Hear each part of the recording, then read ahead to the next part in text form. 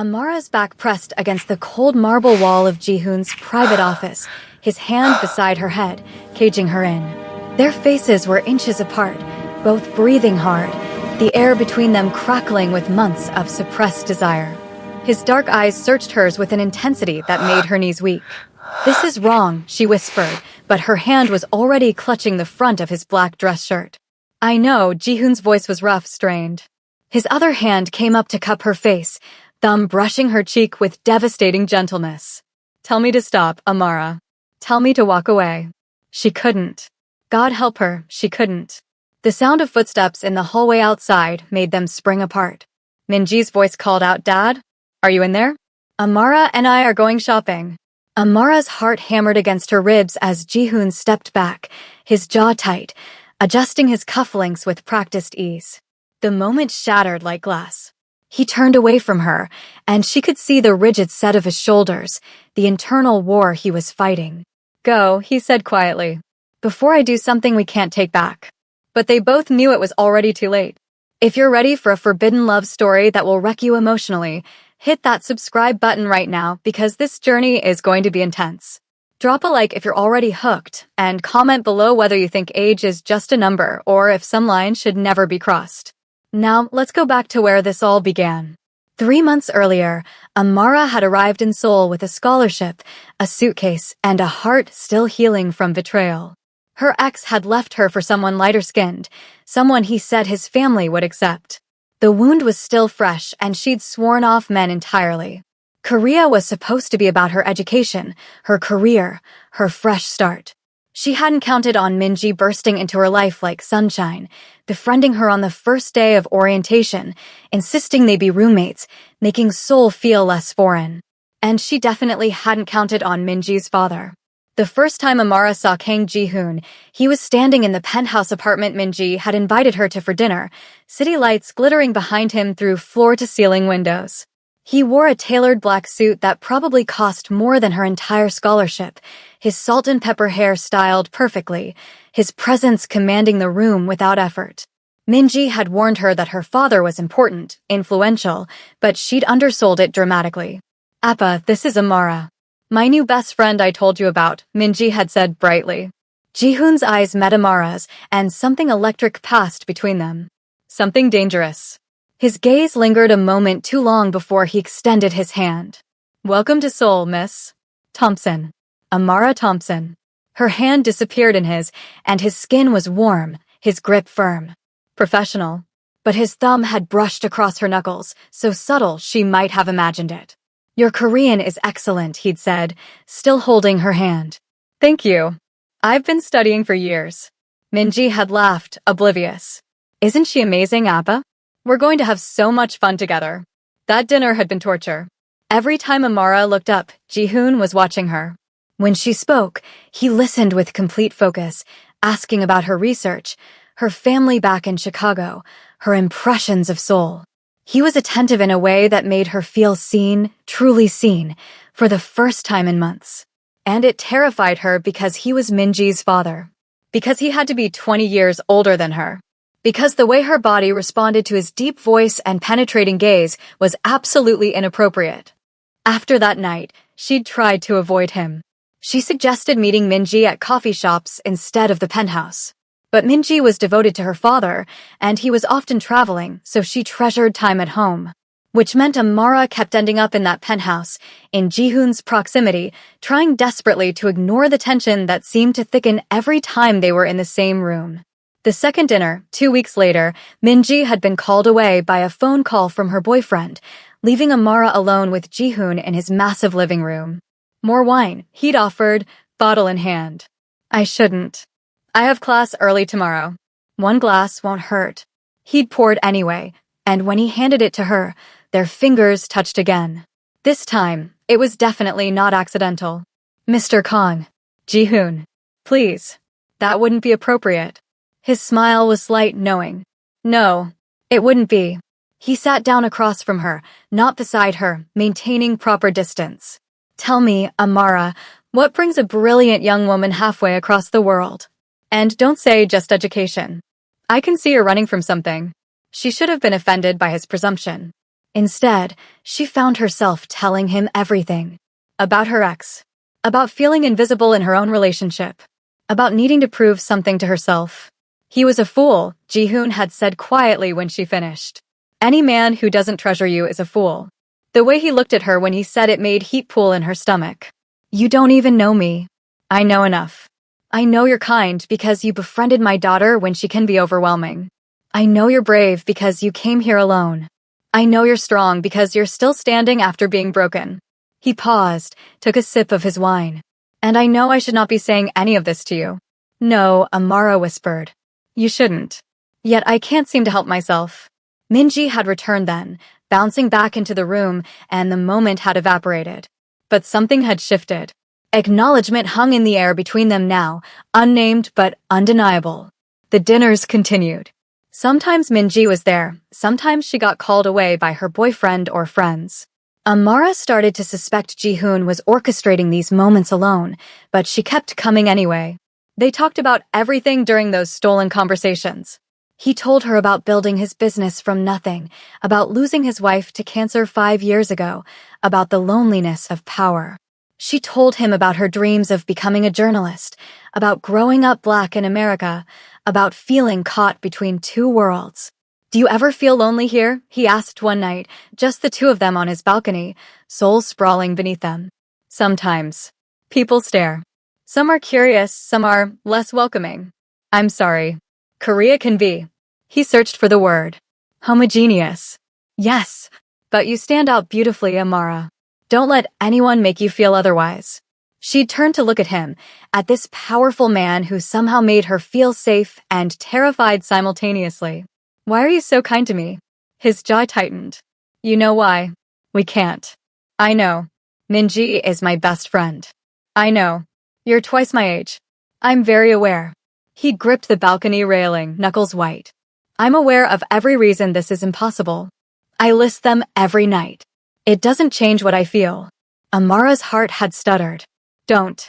Please don't say it. Why not? Because if you say it, it becomes real.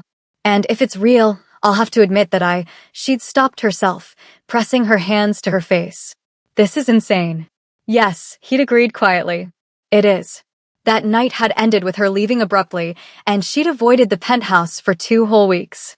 Minji had complained, but accepted her excuses about studying.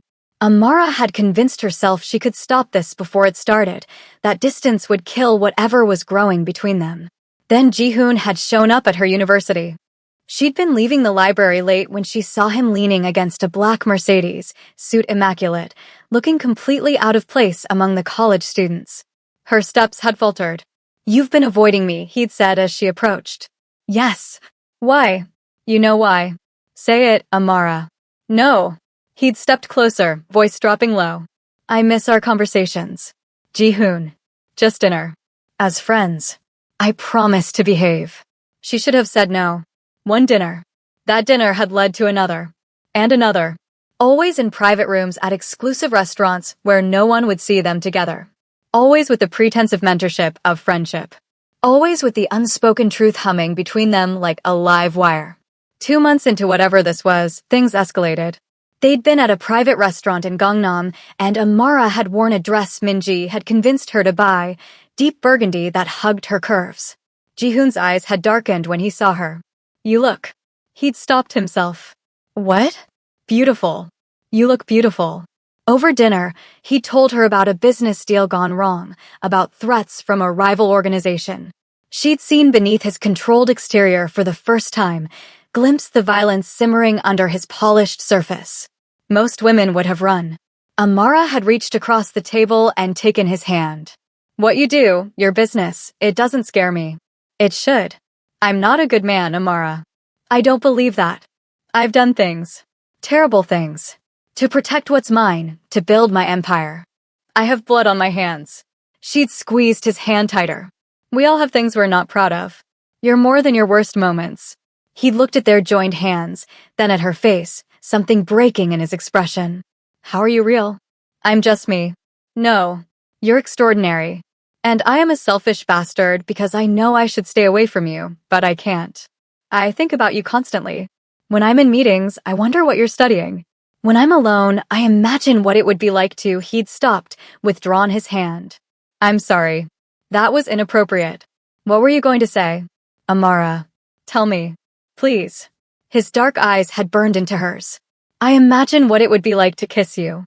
To touch you. To hear you say my name when I make you. He'd cut himself off again, jaw clenched. I should take you home. What if I don't want to go home? The air between them had turned molten. Don't say things like that unless you mean them. I mean them. You don't understand what you're asking for. Then explain it to me. He leaned forward, voice rough. I am not a casual man, Amara. If I have you, I keep you. I don't share. I don't do halfway. And I will ruin any man who looks at you the way I want to look at you. Her breath had caught. That's very possessive. I warned you. I'm not a good man. Maybe I don't want good. They'd barely made it to his car before his control snapped. He'd pressed her against the vehicle in the private parking garage, his mouth a breath away from hers. Last chance. Tell me no. Instead, she'd kissed him. It was electric. Consuming. His hands had framed her face while hers fisted in his shirt, pulling him closer. He kissed like a man starving, like he'd been waiting months for this, which he had. They both had.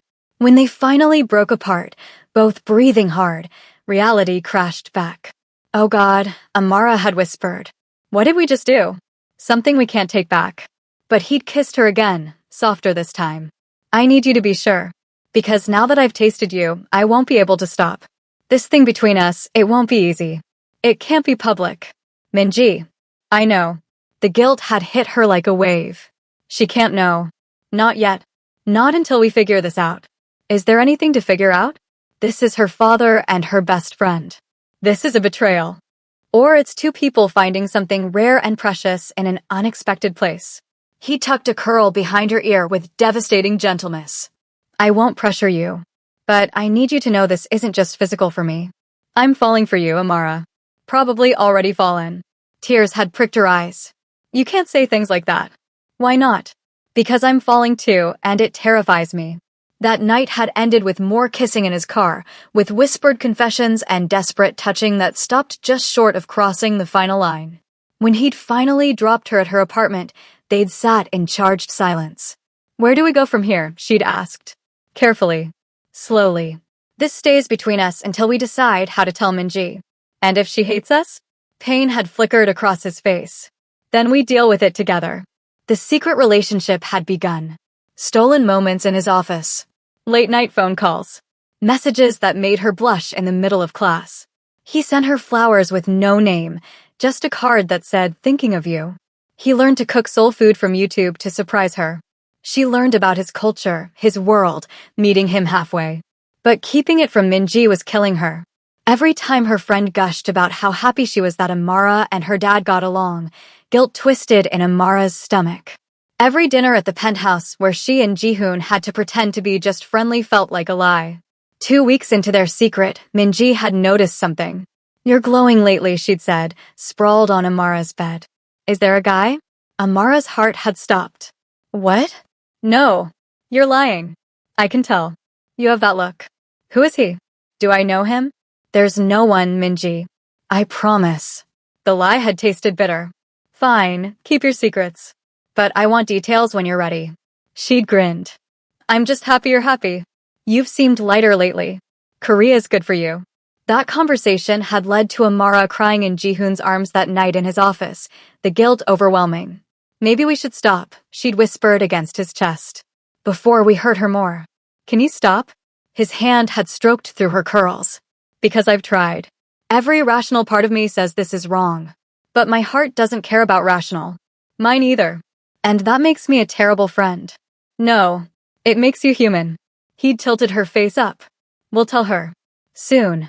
When the time is right. But the time never felt right. Which brought them to today, to that moment in his office before Minji had almost discovered them.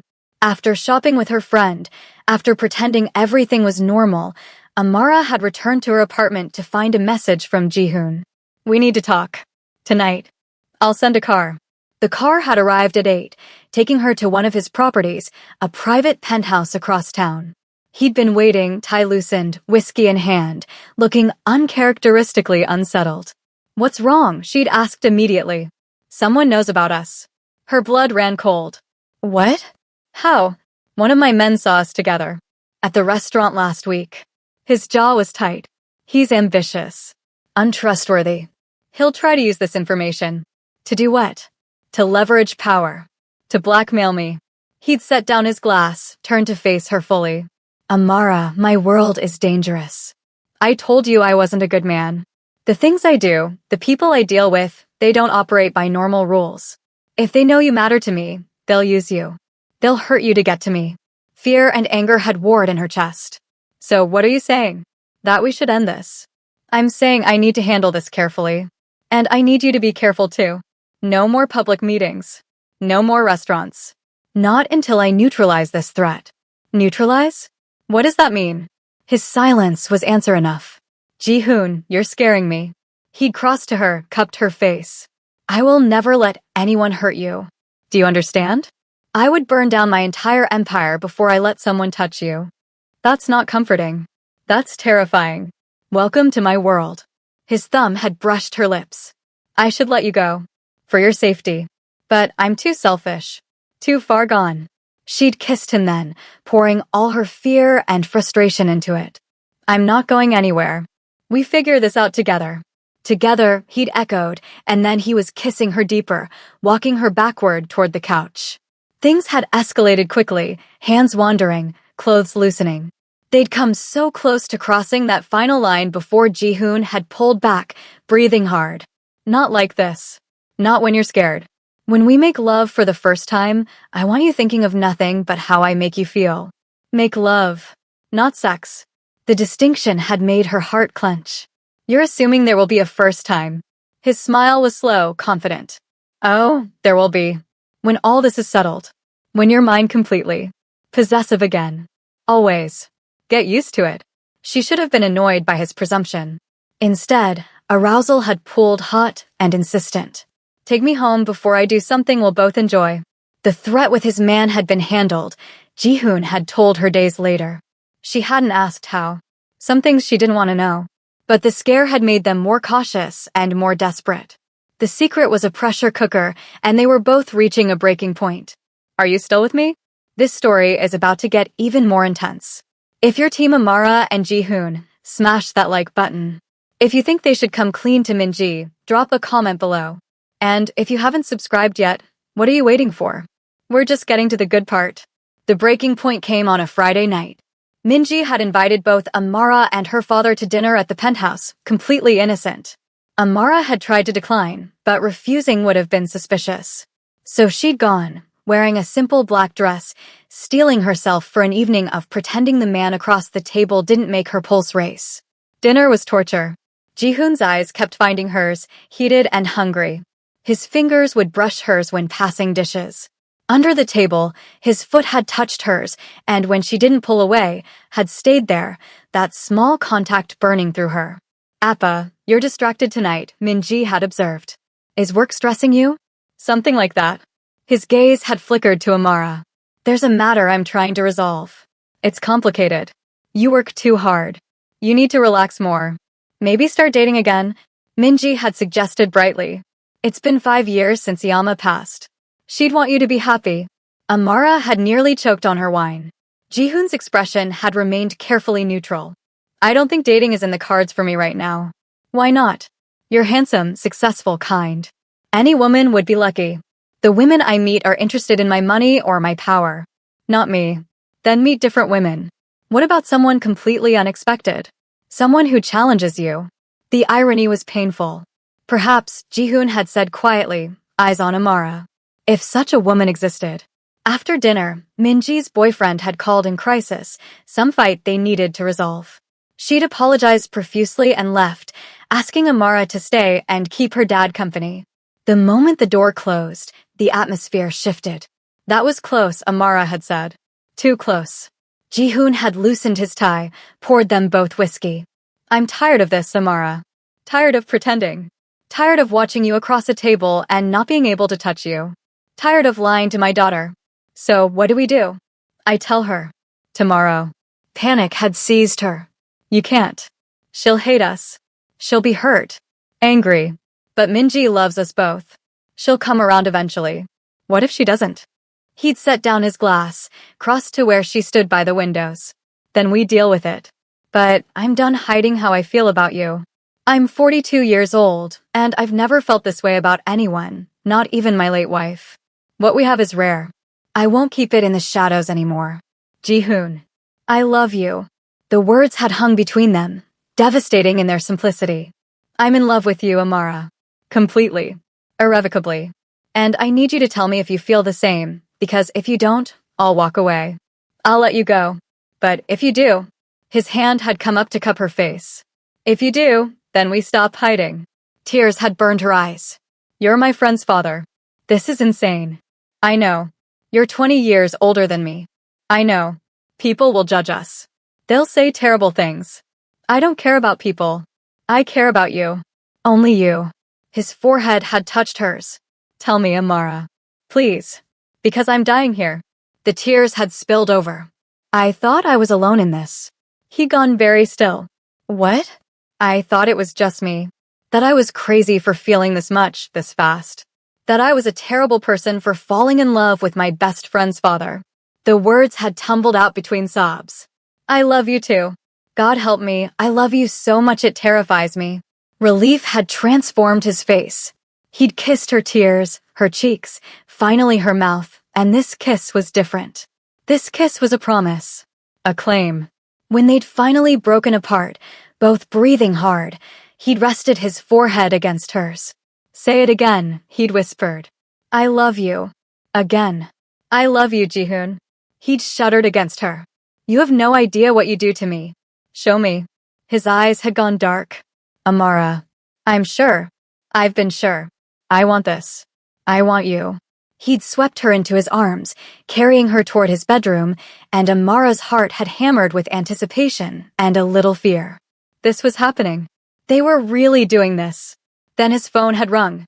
He'd cursed in Korean, harsh and creative. I have to take this. It's my security.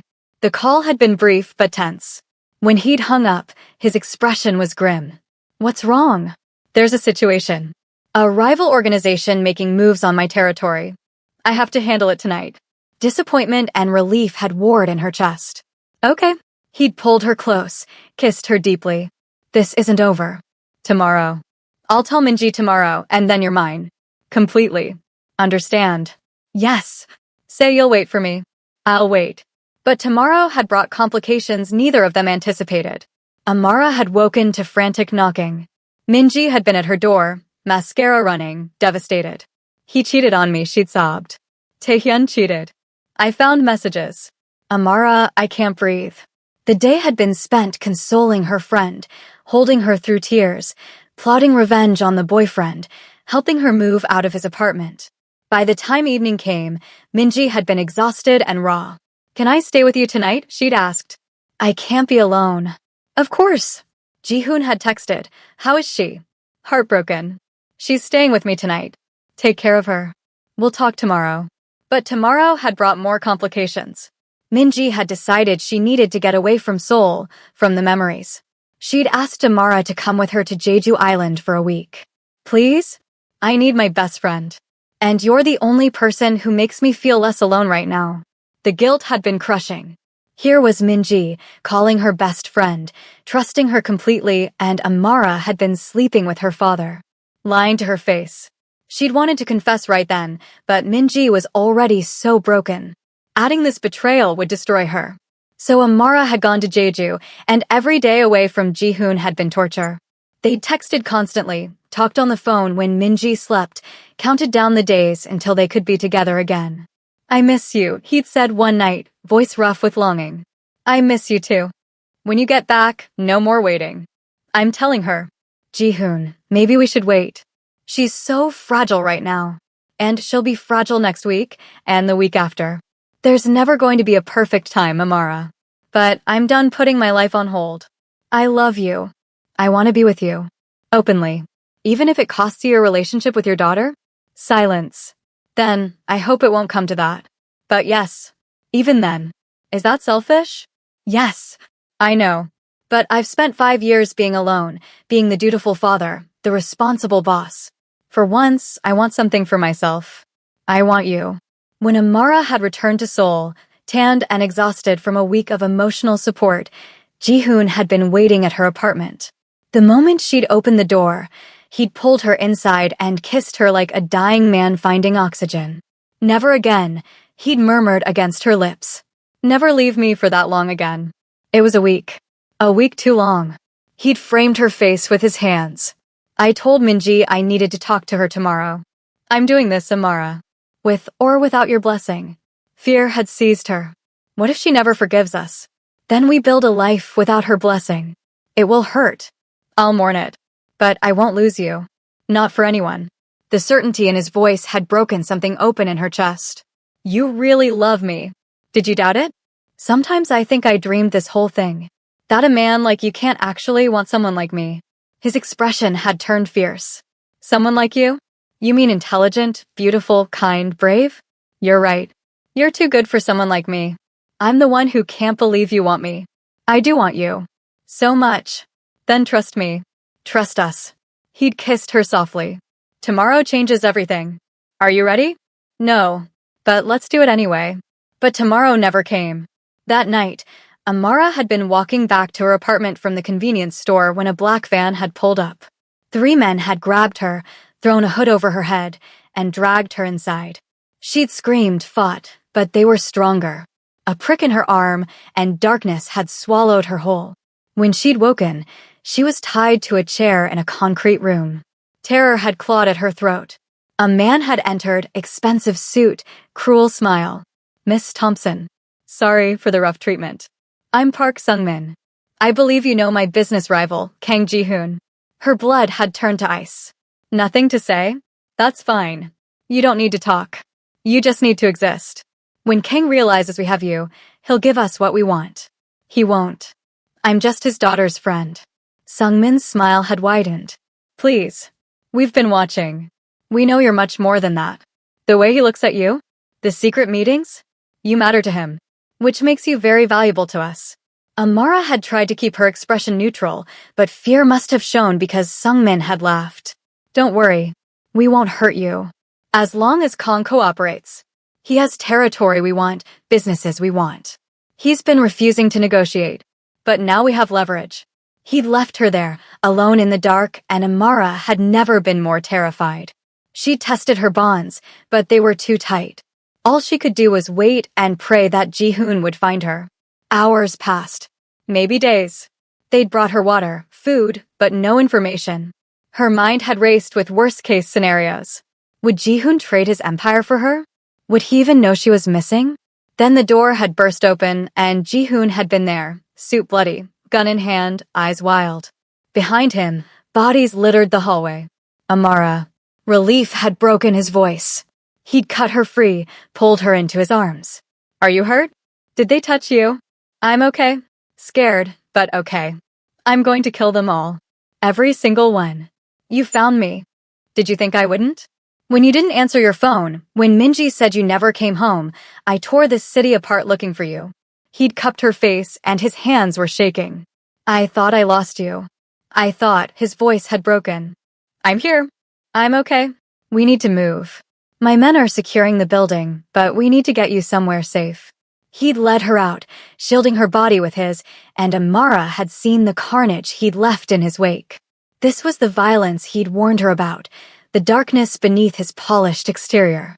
She should have been horrified. Instead, she'd felt protected. They'd made it to his car, and he'd driven like the devil himself was chasing them. Only when they'd reached one of his safe houses, a nondescript apartment in Itaewon, had he finally stopped moving. He'd paced like a caged animal while she'd sat on the couch, processing everything. This is my fault, he'd said finally. They took you to get to me. I brought this into your life. Ji-hoon. You could have died, Amara. Because of me. Because I was selfish enough to want you despite knowing how dangerous my world is. She'd stood, crossed to him, took his bloodied hands in hers. I'm okay. This time. What about next time? Then you'll find me again. I can't lose you. I won't survive it. You won't lose me. I'm not going anywhere. He'd pulled her close, buried his face in her hair. I love you. God, I love you so much. I love you too. They'd stood there, holding each other, and Amara had realized this was real. This dangerous, impossible, beautiful thing between them was real. Then Jihoon's phone had rung. His expression had shuddered when he'd looked at the screen. It's Minji. She knows you're missing. She's frantic. Reality crashed back. What do we tell her? The truth. All of it. She deserves that much. He'd answered the call. Minji, I have her. Amara's safe. Amara couldn't hear Minji's response, but Jihoon's jaw had tightened. Come to the Itaewon safe house. We need to talk. Both of us. About everything. When he'd hung up, Amara's heart was racing. She's coming. Yes. And I'm telling her about us. No more secrets. 20 minutes later, Minji had burst through the door, makeup smeared from crying, and thrown her arms around Amara. Thank God. I thought, when you didn't come home, when no one knew where you were, she'd pulled back, looked at her father. What happened? Why was she missing? Jihoon had guided them both to sit, and Amara had watched him struggle for words. One of my rivals took her. To use as leverage against me. Minji had paled. Why would they think taking Amara would matter to you? She's just my friend. The moment of truth hung between them. She's not just your friend. Not to me. Jihoon's voice was steady, but Amara could see the tension in his shoulders. I'm in love with her, Minji. And she's in love with me. The silence that followed was deafening. Minji had looked between them, comprehension dawning, then horror. No, you're joking. I'm not. How long? Minji's voice had turned cold. 3 months, Amara had whispered. Minji, I'm so sorry. 3 months. You've been lying to me for 3 months. Minji had shot to her feet. You're my best friend. He's my father. How could you? We didn't plan this, Jihoon had said. It just happened. Things don't just happen. You chose this. You both chose to betray me. Tears had streamed down her face. Every dinner, every conversation, you were lying. Looking me in the eye and lying. We wanted to tell you, Amara had pleaded. So many times. But we didn't know how. So you just kept screwing behind my back? It's not like that, Jihoon had said firmly. This isn't casual. I love her. I want a future with her. Minji had looked at him like he was a stranger. She's 22, Appa. 22. I'm your daughter. My age. How's that not disgusting to you? Age is just a number when two souls connect. That's what predators say. Minji. Jihoon's voice had turned sharp. What do you want me to say? Congratulations? I'm happy for you. She'd laughed bitterly. You've ruined everything. Both of you. She was the only real friend I had here, and you took that from me. I'm still your friend, Amara had said desperately. No. You're the woman sleeping with my father. We can't be friends. The finality in her voice had shattered something in Amara's chest. Please. I never meant to hurt you. But you did. You both did. Minji had looked at her father. I need time. Away from both of you. Don't contact me. She'd left, and the door slamming behind her had sounded like a gunshot. Amara had collapsed onto the couch, tears flowing freely. Jihoon had sat beside her, pulled her into his arms. She hates us, Amara had sobbed. She's hurt. She'll come around. You don't know that. No, he'd admitted. But I know she loves us. That has to count for something. Maybe we should end this. Before we lose her completely. His arms had tightened around her. No, I won't give you up. Not even for her. Does that make me a terrible father? It makes you human. They'd sat there in the wreckage of their confession, holding each other, and Amara had wondered if love was supposed to hurt this much. The next week was agony. Minji had blocked both their numbers, refused to see them. Jihoon had sent her messages through her aunt, assuring her they weren't backing down but giving her space. Amara had moved into Jihoon's penthouse for safety, and living together had been both wonderful and painful. Wonderful because they could finally stop hiding. Painful because Minji's absence was a constant ache. Do you regret this? Jihoon had asked one night, curled together in his bed. No. Do you? Never. But I hate that it's costing you your friendship. I hate it too. But I love you more. He'd kissed her slowly, thoroughly. You're mine now. Completely. No more hiding. Yours, she'd agreed. They'd made love that night, finally crossing that last barrier, and it had been everything Amara had imagined and more. Jihoon had been gentle, patient, worshipping her body with a reverence that had brought tears to her eyes. Afterward, wrapped in his arms, she'd felt whole for the first time in months. "I love you," she'd whispered against his chest. "I love you too, my beautiful girl." 2 weeks later, Minji had finally called. "I'm ready to talk," she'd said stiffly. They'd met at a neutral coffee shop, and the tension had been thick enough to cut. Minji had looked exhausted, like she'd been crying for days. "I'm still angry," she'd started. "I'm still hurt. But my aunt helped me see some things." "What things?" Jihoon had asked gently. "That you've been alone for 5 years. That you deserve happiness. That Amara makes you smile in a way I haven't seen since Yama died." She'd looked at Amara. "And that you were hurting too.